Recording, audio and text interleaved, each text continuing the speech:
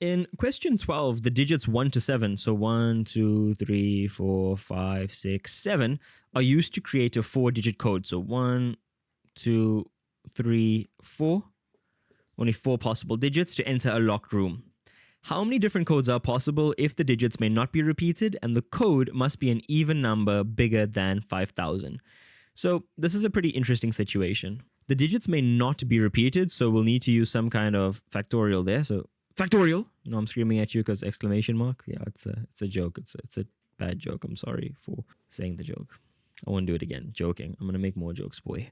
Okay, anyway, let's continue. So it must be bigger than 5,000. So we can use the 5, we can use the 6, and we can use the 7, right? So there's pretty much 3 options in the first block, but it must be an even number. How many even numbers do we have? Well, we've got 2, we've got 4, and we've got 6. So do you see here, 6, it doubles as a number bigger than 5,000 and an even number.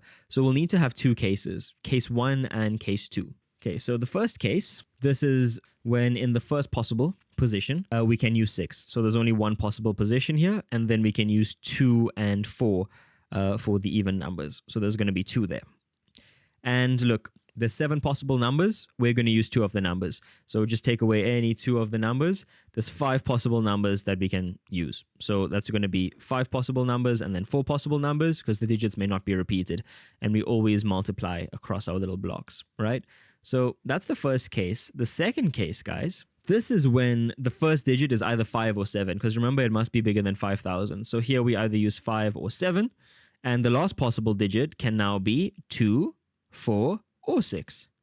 So we've got 2 possible options here. We've got 3 possible options here. And remember, the digits may not be repeated. So after we use 2 of the 7 possible digits, there's 5 options remaining. And then there's 4 options remaining. And we multiply across, and we get the product of the first case, get the product of the second case, and we add them together. So that is going to be 40 plus 120. Your answer for this question is 160. Okay, now this is... Ooh, I just hit my pen against something. Whoopsie. So yeah, guys, look, this is an important question because they love asking these types of questions within the section of the fundamental counting principle at grade 12 level, where you're going to have some kind of issue. It's not always going to be smooth sailing. And they've thrown you an absolute curveball here with the 6, where the 6 can be used in the first position or the second or the last position. So as a result, we need to have 2 possible cases now. One where we use it first, and one where we use it last, and all the other possible numbers that go with it, and utilizing factorials. Look, if the numbers could have been repeated, then, well, we could have used 7 there, we could have used 7 there, we could have used 7 here and 7 here.